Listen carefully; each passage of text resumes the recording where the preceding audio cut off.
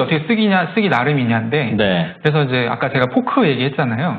비트코인이 블럭이 하나 생성되는 시간이 10분 정도 걸립니다. 요즘엔 원래 10분에서 15분인데 요즘은 많이 단축돼서 한 10분 정도면 돼요.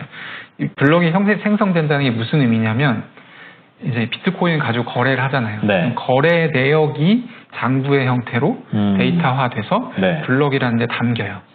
이 블럭이 계속 이어지는 것이 네. 말하자면 블록체인이라는 그런 이제 구조인데, 블록 한 개가 생성되는데 10분이 걸린다는 건 무슨 얘기냐면, 내가 가령 커피를 사고 네. 비트코인으로 결제를 했어요. 이 결제가 확정될 때까지 10분이 걸린다는 거예요. 그러면 이제 그러니까 커피숍 주인 입장에서는 쓸 수 없는 화폐네요. 10분 동안 내가 어디 가면 안 되는 거죠. 그 앞에 바로 서 계세요? 그렇죠. 다음 손님 이게 안 돼요? 그렇죠. 그러니까 좀 기다려보세요. 뭐 이렇게 얘기할 수 있겠지만, 어쨌든 그 10분이라는 시간이 굉장히 길기 때문에 그 뒤로 나온 이제 비트코인의 후발주자 암호화폐들이 이 부분을 굉장히 고민했어요. 네. 그래서 비트코인의 포크에서 나온 또 암호화폐가 이런 블록 생성 시간을 굉장히 줄인, 몇 초 단위로 줄인 게 있고, 이제 지금 시가총액 기준으로 2위인 네. 이더리움 같은 경우는 블록 생성 타임이 10초에서 15초 사이면 한 개의 블록이 생겨요. 비트코인도 그 기술 쓰면 안 돼요? 10초에서 15초?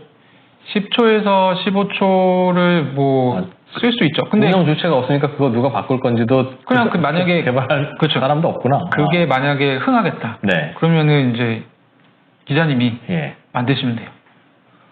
이미 있어요, 근데. 그러나 그게 비트코인은 또 아닌 것이고. 그렇죠. 그럼 이더리움을 그렇게 개선한 사람은 누구입니까? 이제 이더리움을 만든 분이 계시죠. 비탈릭 부테린이라는 젊은인데. 근데 그거는 그분이 소유자예요. 저 비트코인은 누가 운영자도 없고 소유자도 없고. 그렇죠. 이제 이더리움은 그분이 소유자라고 할 수는 없고, 이더리움을 그 사람이 설계를 처음에 했고, 그렇기 때문에 당연히 많은 이더리움 본이 보유하고 있고, 네. 이더리움 같은 경우는 그러니까 이더리움하고 이제 자연스럽게 그 얘기를 넘어갈 수 있을 것 같은데, 비트코인 가격만 오르냐? 네. 이더리움 가격도 오르긴 올랐거든요. 네. 근데 이더리움은 비트코인만큼 많은 기관 투자자들이 들어가고 있지는 않아요. 이유는 뭐라고 저는 생각하냐면, 네. 개인적으로는 그게 궁금해요. 예. 네. 비트코인은 말하자면 이 운영 주체가 없는 거예요. 네.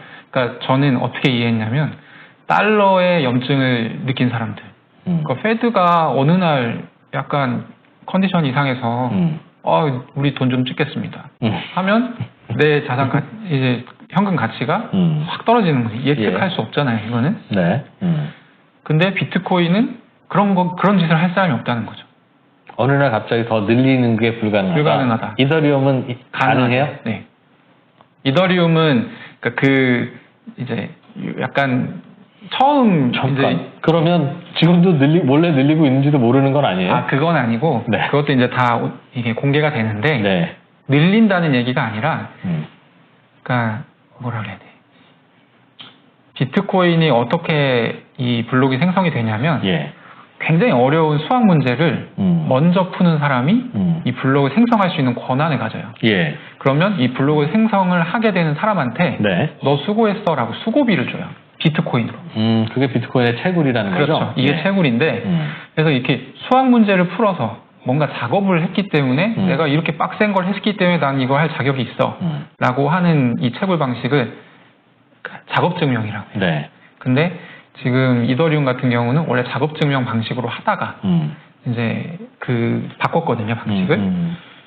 어떤 식으로 바꿨냐면 내가 이더리움을 일정량 가지고 있어 라고 한 사람이 이걸 이제 이더리움 네트워크에 예치를 해요. 스테이킹이라고 하는데 이걸 맡기고 내가 이거를 이 증명을 할 수 있는 블록을 생성할 수 있는 권한을 획득합니다. 그러면 그런 식으로 이제 일종의 거버넌스가 만들어지죠. 이 자격을 획득한 사람들끼리의 모임. 그럼 채굴은 그분들만 할 수 있어요? 그렇죠. 그렇기 때문에 이 사람들이 이제 뭐 여러 가지 결정을 할 수가 있죠. 그러니까 원래 작업 증명 방식이던 것을 이런 방식으로 바꾼 것도 사실은 이런 슬슬 기존 은행 시스템이랑 비슷해지고 있네요. 뭐 그렇죠. 근데 이제 이 부분에 대해서는 여러 가지 또 반론들이 있어요. 그래서 아니 왜 이게 뭐가 문제냐라고 하는 분들도 계시고, 근데 이제 제가 생각할 때는 저것은 리스크 요인이다라는 생각을 기관 투자자들은 할 수 있다는 거죠.